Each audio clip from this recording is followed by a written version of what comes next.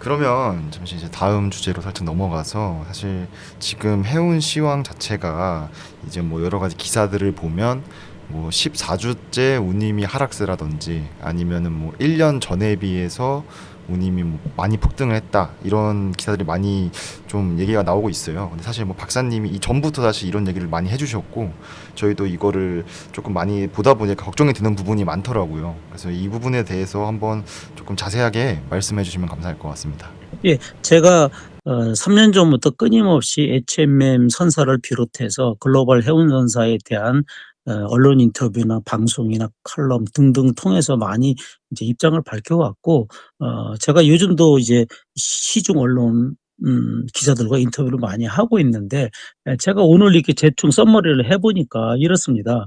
지금 이데일리 9월 17일자 뉴스를 보니까요, 9월 16일 9월 16일 SCFI. 여러분들이 SCFI는 중국 상해항을 출발하는 15개 컨테이너 항로의 단기 스팟 운임을 산술 평균치로 종합한 지수입니다. 이해되시죠? 그러니까 중국 상해항이 기준이 돼서 거기서 출발하는 전 세계 항로가 15개를 잡아가지고 그 15개 컨테이너 항로의 스팟 운임, 스파르님이라는 것은 이제 현물을 얘기하죠. 현재 시세를 얘기하는 겁니다. 그러니까 장기 운송 계약에 의한 SC 계약 운임이 아니고 단기 스팟 운임이죠. 이제 변동성이 큰 거죠. 이 스팟 운임을 종합한 지수가 SCFI 상하이 컨테이너 프레이트 인덱스인데 이 SCFI가 9월 16일 날 2312.65를 기록했습니다. 이것은 전주 대비해서 무려 9.7%가 폭락한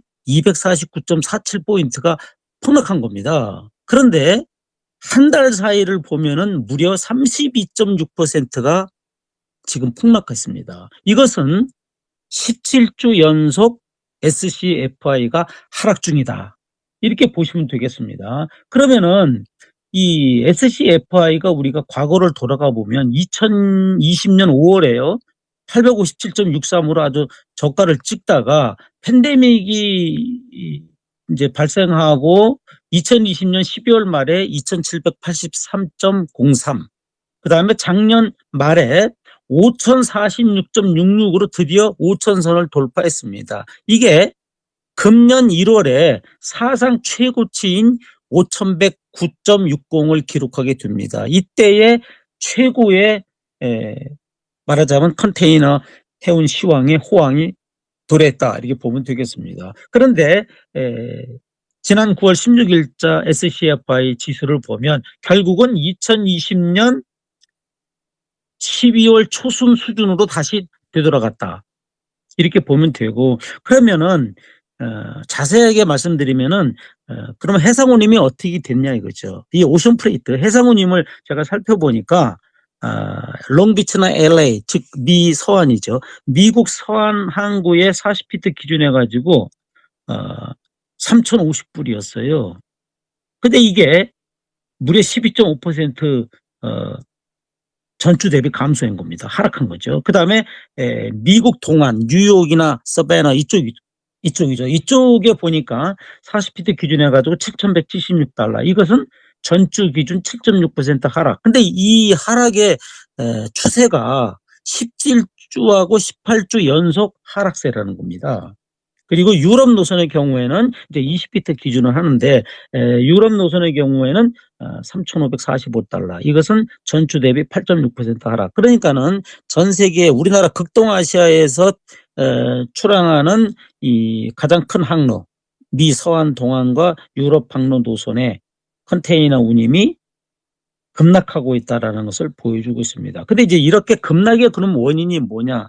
이것은 결국은 이제 그동안에 팬데믹 기간 중에 전 세계 사람들이, 소비자들이 활동이 줄어들면서 집에 체류하는 일이 많고, 그러다 보니까 생필품에 엄청난 주문이 있었죠. 그래서 미국의 월마트나 아마존이나 홈디포나 이런 제시펜이나 이런 소매 도매 이런 화주들의 재고 지금 주문으로 인해 가지고 엄청나게 물동량이 이제 활발하게 된 것에 비하여 글로벌 물류 공급망은 붕괴가 됐다는 거죠. 그러니까 LA 롱비치 항에서의 최선 최화, 그래서 결국은 이제 이런 것들이 이제 디머리지 디텐션의 이런 선사들이 화주들에게 부과하게 되고, 이런 것들은 최근에 미 바이든 대통령이 서명한 오스라 2022 미 외항 해운 개혁법의 발효로 이어지게 된 겁니다. 그러니까 미국 입장으로서는 미국 수출입업자, 미국 화주들의 이익을 침해한 글로벌 선사들의 이런 고운임과 디머리지 디텐션의 무차별한 부과에 대하여 법적으로 그 근거를 제시해야 되고, 매월 FMC 즉 미국 연방해사위원회에다가 그 물동량을 보고하면서 엠티 컨테이너에 대해서도 인바운드와 아웃바운드의 차이에 있어서 차이가 클 경우에는 페널티를 부과하고, 또 이러한 모든 자료에 대해서는 화주가 아닌 선사가 입증 책임을 지우는 이런 초유의 법안이 통과되어 발효가 됐다는 사실입니다. 그러니까 결국은 오스라 2022 때문에 이제 선사들이 미국에 취향하고 기항하는 선사들의 경우에는 여러 화주들로부터 클레임이나 소송 등이 진행 중인데, 이런 것들이 더더욱 확대되지 않을까 생각이 되고, 결국은 이런 것들은 해상 운임의 하락으로 이어질 수가 있다. 첫 번째가 이거고요. 두 번째는 미국의 소매상들이 결국은 재고가 많다 보니까 재고 소진까지는 주문을 취소하거나 감소하게 됩니다.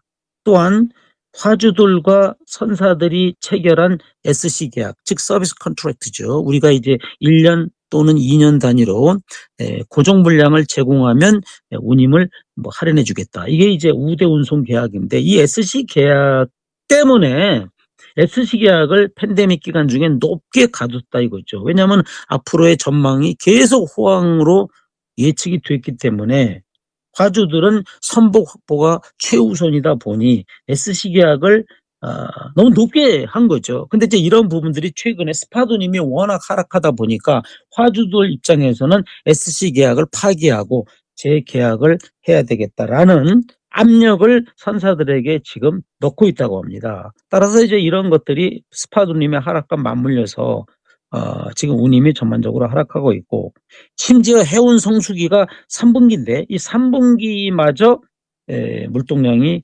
감소하고 있다. 이런 것들은 결국은 경기 침체의 신호가 될 수 있다. 그 이유는 여러분들 잘 아시겠지만은 해상운임은 경기 선행 지표로 이용이 됩니다. 그러니까 경기를 미리 앞서서 예측하는 게 해상운임인데, 이런 것들은 결국은 지금 글로벌 스태그플레이션, 그렇죠? 이런 스태그플레이션 때문에 지금 침체기로 들어가 있고, 중국이 특히 이 코로나 때문에 여러 가지 도시를 뭐 33개 도시를 봉쇄를 하고, 또 다가오는 10월 1일부터 7일까지가 국경절입니다. 이때 연휴 때 원래 엄청난 수요가 있어야 되는데 이때도 내수 진작은 어려울 것이다. 이런 언론 보도들이 있습니다. 결국은 이제 많은 사람들이 이야기하기를 해운 시황은 피크아웃을 지나서 지속적으로 하락하는 게 아니냐라고 하면서 해운업의 초호황 파티는 이제 끝났다. 이런 식으로 이제 전망을 하고 있다는 겁니다. 그래서 이제 일부 화주들은 SC 계약을 잘못 계약을 해놔가지고 이제 계속 높은 운임을 지불하고 있죠. 그러다 보니까 지금 HMM이나 페노션이나 할 거 없이 선사들의 실적이 아직도 좋을 수밖에 없는 이유가 기존에 체결한 SC 계약의 계약 기간이 남아있기 때문에 어쩔 수 없이 높은 운임을 지불하면서 영업이익이 점진적으로 이익률의 증가율은 낮아지지만 여전히 영업이익은 많이 나고 있다. 이렇게 보면 되겠습니다.